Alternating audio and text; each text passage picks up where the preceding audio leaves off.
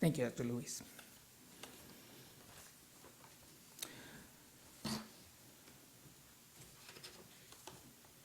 So today's conversation is about death, Day of the Dead, and remembrance, as I said. I want to welcome everyone again to this celebration of Dia de los Muertos. And I want to make a suggestion about how to remember those who have passed from this world. Can we start with La Catrina? Thank you, you already did. Most of you know me. My name is Francisco Javier Gomez-Dossi. I'm an immigrant from Mexico who was brought by his parents to the US at the age of 8. I am now a semi-retired neurologist who has been in neurological medical practice since 1994. And yes, it is hard to believe that it's been already more than 30 years since I embarked on my medical career. By the way, La Catrina, the image you're seeing here, is an iconic image that was made by Mexican printmaker Jose Guadalupe Posada sometime before or around 1910. Initially, it was meant to show how egalitarian death is, coming for all, rich or poor. From subsequent use, it became associated with the Mexican celebration, oops, can you back up a bit, the slides, yeah. Celebration of Dia de los Muertos, or Day of the Dead. Now, the celebration of Dia de los Muertos, or Day of the Dead, has been ongoing for centuries. I will tell you more about it, but first I will tell you about some of my personal experiences with death and dying. Most of us know people close to them who have died. Go ahead, switch. I remember my Aunt Vicky. She died when I was 13 years old. She was close to us, and she helped us immigrate to the US. She was a no-nonsense woman who always wore bright red lipstick and those very popular stirrup pants from the late 1960s and early 1970s. She is on the left side of this collage that you're seeing here. Later in my teen years, my maternal grandmother, Lucita, died. She is pictured on the right of the collage. When I was much younger and living in Mexico, she treated me as if I was the only grandchild, although I was just one of 30 grandchildren. I so loved her for providing me with a feeling of being the most important person in the world when I was with her. In the middle of the collage is my mother, Trinidad Leal Gomez. And so just wanted you to see her and see the resemblance of those. Mi madrecita. And she passed in 2018. Next slide. During graduate school, I had a couple of close friends who died, but their deaths and burials were handled by their families. And only later did I learn of one dying from AIDS complications and the other of committing suicide when he was diagnosed with AIDS. Finding this about them later was much harder than knowing it at the time. As a medical professional, I have been privileged by people to be allowed to experience their deaths. In modern US culture, aging and death remain a taboo subject. We are not allowed to grieve the deaths of those we know as we did in the past. Today's corporate and materialistic society dictates a minimalistic allowance for this very personal and life-altering event. We isolate ourselves from experiencing the wisdom of those who are aging and try to avoid the universal reality by seeking treatments that keep us youthful looking and continuing to try to find ways to extend our lives. I know that I have no desire to freeze my body or find another way to be in suspended animation, just to be reawakened in an unknown future because I am seeking to live longer. Unfortunately, most people in the US are too busy to allow themselves the time to experience the joy that can be found when you spend time with those you love, even if that person is saying a final goodbye. Next slide. My first close-up and personal experience with seeing someone actually die was when I was a first-year medical resident, otherwise known as an intern, and that was at the University of Iowa Hospitals in Iowa City, Iowa. The person who passed was a 26-year-old man, younger than me at that time, who was hospitalized with AIDS and pneumocystis pneumonia. This was early in the AIDS crisis, and unfortunately, fear and paranoia of the disease was rampant. That made me, a gay man, keep that part of me tightly hidden so that it would not interfere with my training. One day, I heard him speaking on the telephone to someone. Didn't know who it was, but otherwise, there were no family members or friends who visited the 4 days he spent in the hospital unit. As he was my patient, I did not feel it appropriate to ask about the lack of visitors during his hospitalization. Frequently enough, his meal tray was left outside his room, again due to the fear of AIDS. Some of the people who were working really had fear going into the same room. His room was kept closed at all times. One mid-afternoon, he went into respiratory failure. CPR was done for what I felt was the longest time to that point that I had ever experienced, but he could not be revived. He lay there immobile, bluish-gray skin, eyes clouded over, and no heartbeat. We had to examine him to declare him dead. After that, I remember quickly stepping out of the room, practically running and heading to the residence room, where we would spend nights when we were on call in the unit. And I went into the bathroom, and I closed the door, and I cried. I felt such loneliness for him, and for his loss of life at such a young age, without anyone around, and at a time when we feel usually invulnerable. The senior resident on the service checked in on me, and he told me that I would be fine, and that this was part of life. This kid's death hit me hard, not just because it occurred in front of my eyes. I actually was there doing the CPR when he died. But again, because he was young, and he was alone, and no loved ones were nearby, it broke my heart. With time, seeing people die as part of my medical practice became easier, and I got to experience the reactions of others to those who were dying. Most of those surrounding the dying were family or friends. Their responses ranged from disbelief, as I had with that first personal experience, to anger, and at times even to relief in those who had died but had suffered significantly before passing. Now let's take a little shift here. Back to Dia de los Muertos. Dia de los Muertos, or Day of the Dead, is a celebration in Mexico, as you're aware. This celebration goes back centuries, likely before the Aztec civilization. The Aztecs believed that after people died, they would go into the underworld. It was named Chikunamictlan, which had 9 levels. And each level had its own difficulties. Let's go ahead and switch to the next slide, please.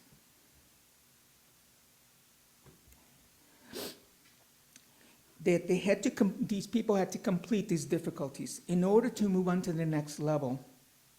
By the way, even though the underworld had these 9 levels, it wasn't a hell as such as Christians think of it. By completing these levels, you could reach Mictlan, you might say heaven, and in there, you could find eternal rest. There's a lot more to this Mictlan. There's actually 13 levels. But I will leave it at this for now. Can we go on to the next slide, please? So there's kind of a little drawing there. Bottom, be the underworld, above Mictlan, and then the earth is in the middle there for us. Okay? Certain people, such as warriors, royalty, priests, and women who died during childbirth, did not have to go through the underworld. They would go and set directly to one of the levels of Mictlan. But in addition to eternal rest, they were allowed to return to earth, reincarnated as hummingbirds and other creatures. Because of the 9 levels, were thought to take about 4 years to complete. Don't ask me how they decided that. No one says how they decide that, but it says it takes about 4 years. And each of these levels were believed to be very challenging. People believed that they could help departed family members and friends by providing assistance. And you could strengthen them in order to complete these levels. This was done via offerings of items such as foods, music, flowers, and even clothing or other items that were favored by the departed person. They would place all these on an altar during the celebration. These celebrations were held during the 9th month of the Aztec year. In the Aztec year calendar, there were 18 months, and each month was thought to last 20 days. The 9th month was named for the goddess of Mictlan. And so you would celebrate during those times, and the celebrations would be prolonged, as meant that it would be a whole month. In our calendar, these celebrations would be thought to occur sometime in late July or early August. So, how does this summer festival become the fall festival we know now? You can go ahead and switch to the next slide, by the way. Well, here's a thumbnail sketch on that one. When the Spaniards conquered the Americas, they brought with them the Catholic Church. The Catholic Church, up to that point, had already unofficially absorbed the European pagan festivals to the dead and had set their celebrations to occur on the first days of November. These celebrations consisted of All Day Saint on November 1 and All Souls Day on November 2. Therefore, the Catholics, wanting to make sure that everyone was Catholic in the world, said that that would be the celebration on the same days for the Day of the Dead.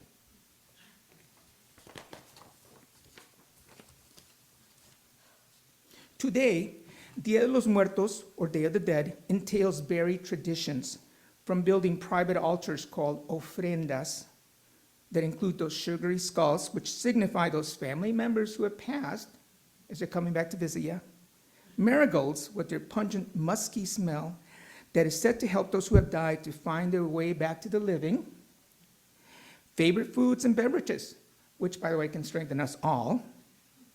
They even added favorite possessions of the dearly departed, which provided them joy, as it was thought that this would strengthen them to continue on their journey to the eternal resting place, or Mictlan. It certainly seems a far cry from what you see in the Disney film Coco. Don't get me wrong, Dia de los Muertos is a celebration, but a celebration of personal family, however you define it, and of the joy that simple things such as food, music, drink, and fond conversation or remembrance of those who have passed have brought to our lives. It is truly a family reunion that stretches from those with us now and brings back those who are not with us any longer. So in spite of the hardships that people experience living day to day, it brings additional days of joys to their lives. Now you may wonder why I am speaking of personal experience with death and then going on to Dia de los Muertos. I do have a point beyond the discussion of relating my personal experiences and the historical lessons you have heard. I am going to add one more story to that. When I joined UU Society of Schenectady in 2013, I was exposed to a celebration they would hold annually. Their celebration held many of the outward signs used to celebrate Dia de los Muertos.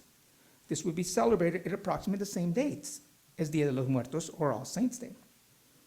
I thought at first this was a standard celebration accepted by all UUs, similar to our late summer in-gathering together using the water communion.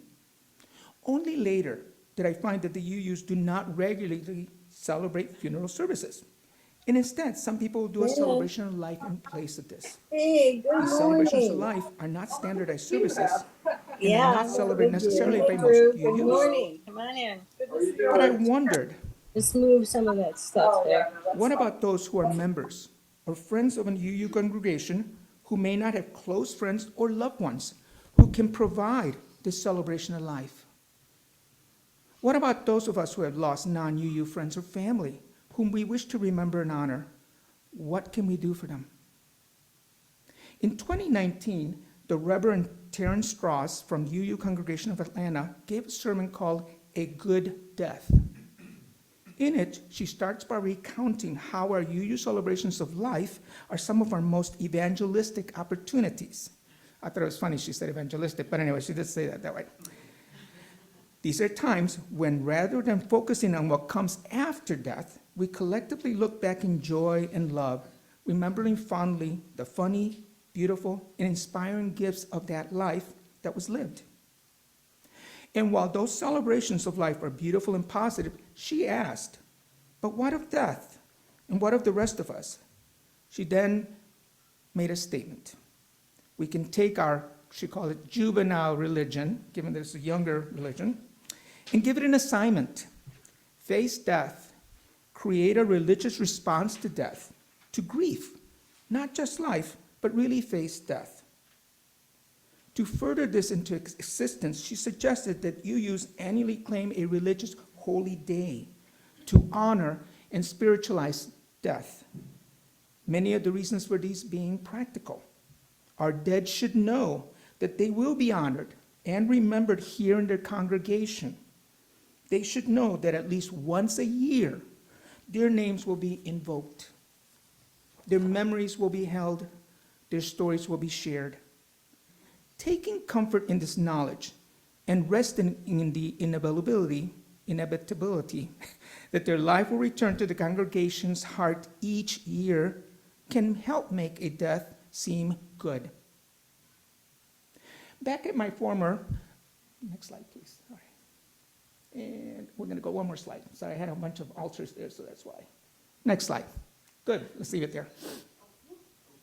Back at my former congregation in Schenectady, that the memorial celebration involved setting up an altar to which people could bring photos of their deceased loved ones and other items to place on the altar, similar to what I've set up over here. We would then spend time during the service speaking out loud the names of those deceased loved ones to help us remember and relive them. Now, my request is that you join me today in doing a similar celebration for our loved ones who have passed. I would like to have everyone have an opportunity to name at least one loved one or friend who is no longer with us, so that everyone can experience these moments when we bring back to life a loved one. We will pass the wireless microphone from one person to the next, starting in the front row, moving to your right, and then moving left till we have covered everyone, so everyone has such an opportunity. If you are not comfortable speaking, do not worry. Just pass the microphone on to the next person. Okay. For those on Zoom, we will give you an opportunity to join us in a similar way after we are done here in the sanctuary. So I will begin by myself. Today I name my mama, Trinidad Leal Gomez, my stepfather, Agustin Gomez de Rubio, and my father, Anastasio Montoya, in remembrance.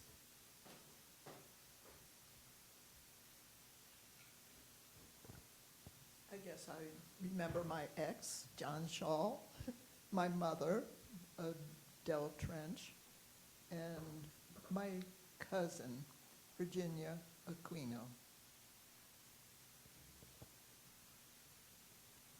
I remember my grandparents, Anita Sulak and Victor Sulak, and my other grandparents who I never met, Clem Brzezinski and Ava Brzezinski.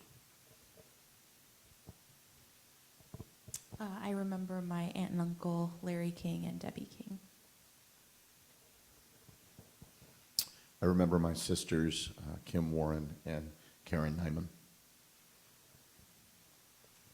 I remember my grandfather, Denny Hatfield, my mother-in-law, Teresa Ruiz, my grandfather-in-law, Arthur Machado, and my friend, Hannah Turgid.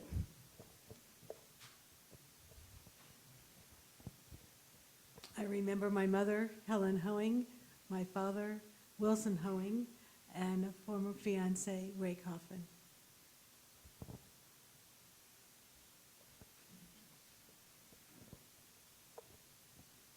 I remember my high school friend Stephen Lease, who died of suicide at a very young age, and my grandfather Ernest Stevens, my wife Peggy Stevens, and many others who I just keep in my memory. My mother, Patricia Home, and my dad, John Home. I was touched by you saying our church people, so I want to say Eileen Murphy and Glenda Bixby. My two older brothers, Jeffrey Mitchell and Stephen Mitchell, as well as my parents, Earl and Martha Mitchell. I remember my brother, Richard Gress, who died of glioblastoma 4 years ago, and my great uncle, I share his name, Joseph Gress, who was killed in World War I almost 106 years ago today. I remember my father, Reba Fidel Robinson, and my dear Grammy, Leola Townsend. My mother, Kitty Cole, who died 2 years ago, and my father, Max Cadis, who died 28 years ago. I remember my parents, William and Thelma Bogar, and my older half-sister, Kathleen Kennison.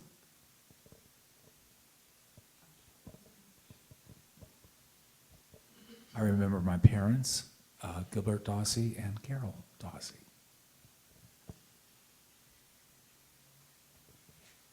My brilliant and inspiring grandfather, Robert Cole Caldwell.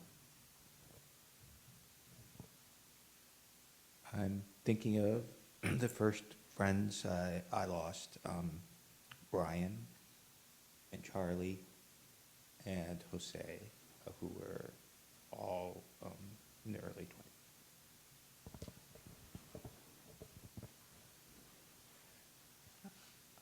I remember my parents, Max and B.A. Metzler, and my brother, Chucky Bob. I remember my sister, Teresa Lundergan, and my parents, Ed and Dorothy Lundergan. I remember my brother, Larry Leone, my parents, Fred and Betty Leone, and my wife, Kathy Curtis.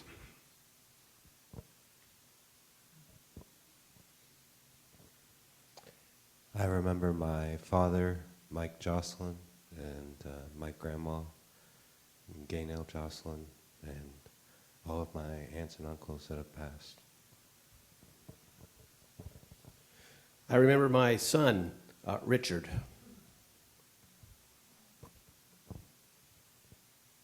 I remember my grandparents, Robert and Lily Ballard, my mother, Christine Bailey, and my very close friend, Charles Brown, who was killed in Vietnam at the age of 22.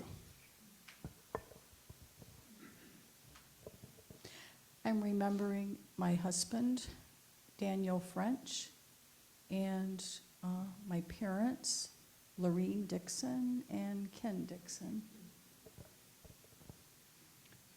I'm remembering my father, Cliff Townsend, and mother, Julie Mendenhall.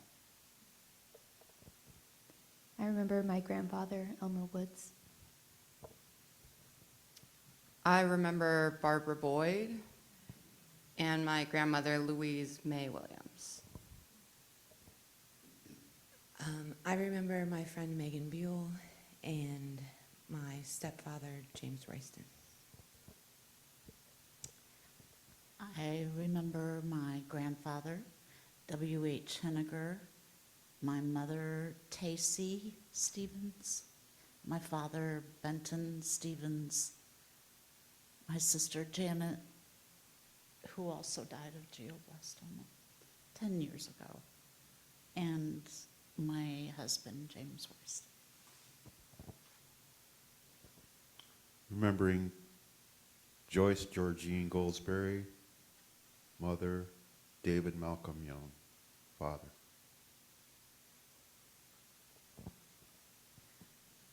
I remember my parents, Norma and Glenn Stewart, and my friend Rebecca, who was killed, and my friend who just died a couple months ago, and his grieving widow, who's not dead, but I'm thinking of her.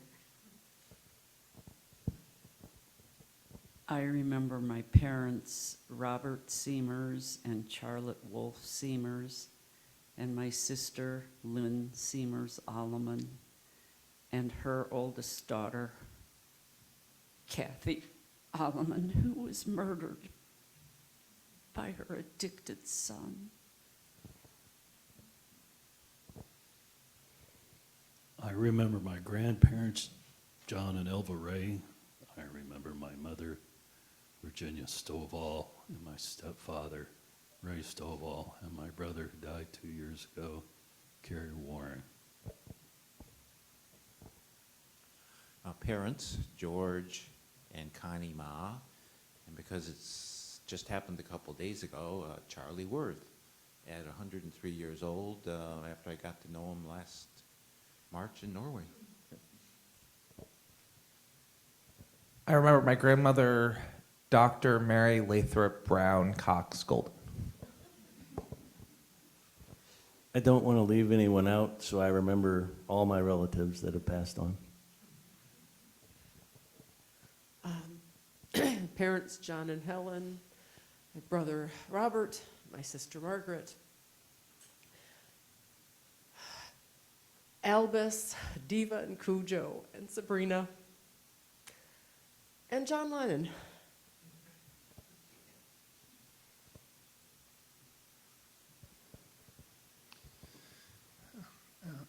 Helen Diane Mayfield is my mother. Jerry D. Mayfield, my father, who's not dead, but his mind is gone. I remember my mother, Constance Howe McDonald Bevis, and my father, Henry McDonald, also Glenn Seha and Dale Gibson. I remember my father, John Fletcher Coppage, who died in 2021, and my sister, Christy, who died 20 years before that.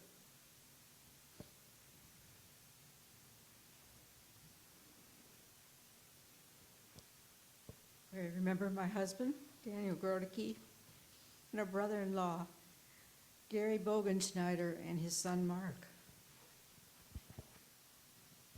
I remember my parents, Felicissimo Madrona and brothers, Domingo, Romeo, Carlito, and all the poor souls in purgatory. May they rest in peace. Remembering my parents, Esther and Stanley Hauser, my sister Loretta Boffman, and Bob Cope, who is a member here.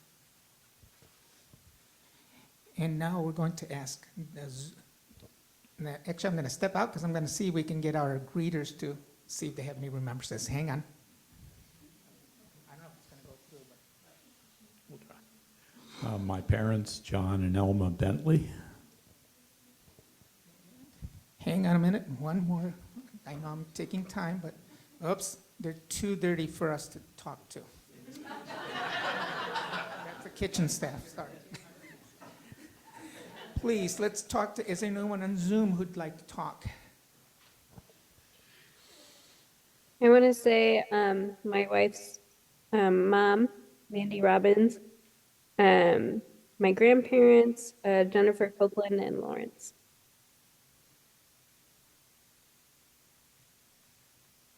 Okay, I'm Melanie.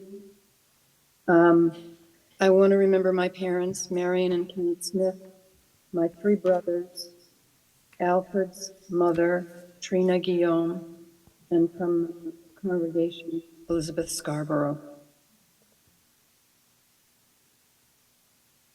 I remember my wife, Lisa, my brother, Joseph, and my parents, Cleon, and Geneva.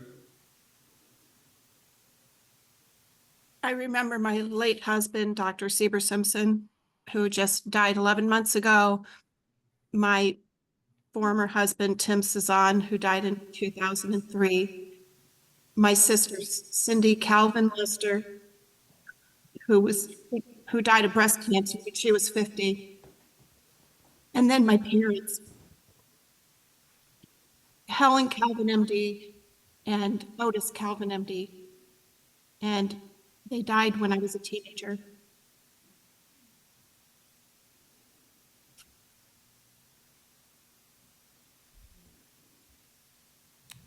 Thank you all.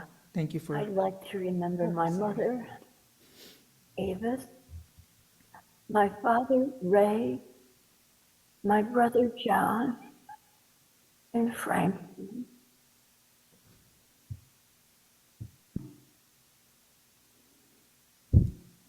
Anyone else? Again, thank you all for participating in this memorial. It is the time for the offering. Kevin, Abby, and Grace. It's Remember Me from the movie Coco.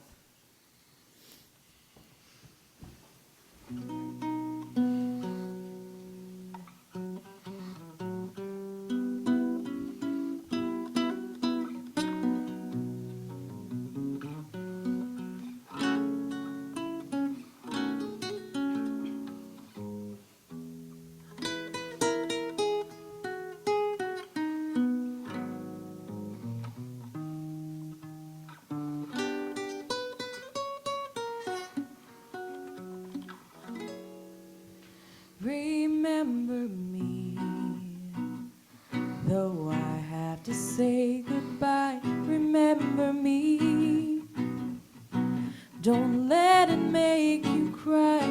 For even if I'm far away, I hold you in my heart.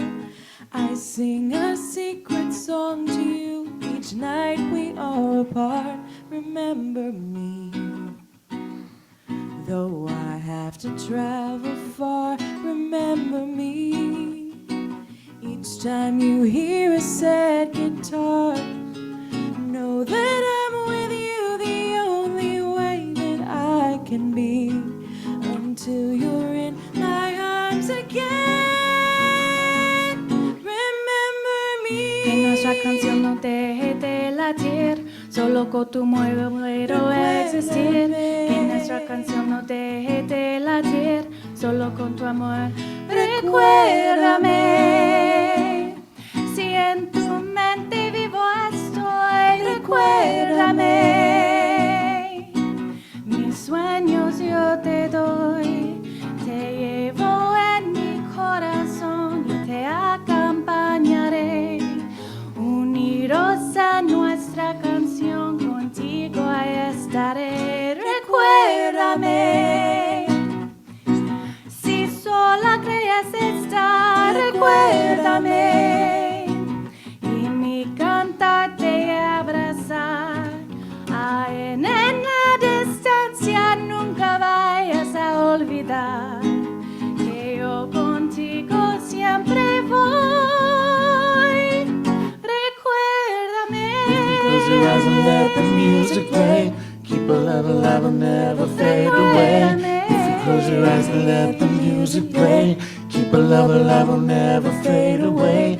If you close your eyes and let the music play, keep your love alive and never fade away. Remember me, for I will soon be gone. Remember me, and let the love we have live on. And know that I'm with you the only way that I can be. So until you're in my arms again, remember me. Que nuestra canción no deje de latir, solo con tu amor yo puedo existir. Que nuestra canción no deje de latir, solo con tu amor yo puedo existir.